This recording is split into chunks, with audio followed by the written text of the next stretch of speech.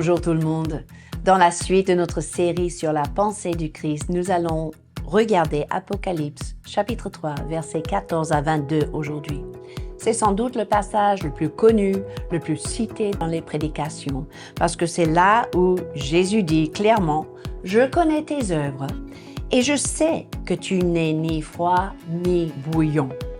Puisses-tu être froid ou bouillon. Ainsi, parce que tu es tiède, je vais te vomir de ma bouche. » Waouh! Quelle découverte! Le défi pour nous, c'est de rester bouillant. C'est tellement facile de devenir tiède et de ne pas le réaliser. Je peux vous donner un exemple. Récemment, je voulais faire un café glacé pour quelqu'un, mais le seul café que j'avais était du café chaud. Je me suis dit, si je mets beaucoup de glaçons dans le verre et rajoute le café chaud, ça va faire café glacé. Et non, ce que ça fait, c'est café dilué et café tiède. Et croyez-moi, on a envie de vomir du café tiède de sa bouche, parce que ça dégoûte quelque part. Mais ces glaçons-là, dans nos vies, font les mêmes effets. Le glaçon peut représenter les déceptions, l'amertume, le manque de pardon, les petits ennuis, préoccupations, inquiétudes qui vont diluer notre foi et nous rendre tièdes dans notre passion pour Dieu. Mais nous ne voulons pas être dégoûtants pour le Seigneur, alors restons bouillants pour lui. L'autre problème qu'il a souligné dans ce passage, c'était l'autosuffisance. Il a dit, tu as dit, je suis riche, je me suis enrichi, je n'ai besoin de rien.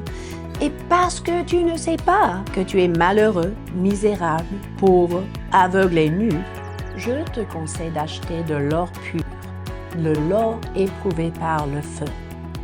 Là, on découvre, mes amis, à quel point Dieu déteste l'autosuffisance. Il y a une différence entre l'autosuffisance et l'autonomie. Les bons parents veulent élever leurs enfants pour atteindre l'autonomie, n'est-ce pas? Mais ça ne veut pas dire que notre dépendance de Dieu diminue.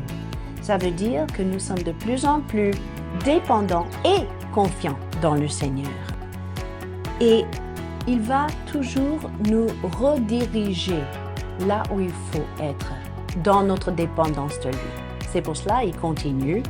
Je reprends et je châtie tous ceux que j'aime. On découvre que le Seigneur est prêt à discipliner ses enfants bien-aimés. Mais attention, Dieu n'est pas un père fouettard qui veut punir. Non, il va redresser, rediriger et corriger ses enfants pour leur bien. Et finalement, il dit clairement, aie du zèle et repens-toi. Notre style de vie, mes amis, est un style de vie alimenté par ce carburant qu'on appelle le zèle pour son royaume. Et parfois, cela nous oblige de nous repentir aussi d'un manque de zèle, d'un manque de focus, d'un manque de concentration. Les disciples eux-mêmes ont observé le zèle de Jésus quand il a chassé les changeurs de monnaie dans le temple, et ils se sont rappelés de ce qui est écrit dans Psaume 69, verset 10, que le zèle de ta maison me dévore.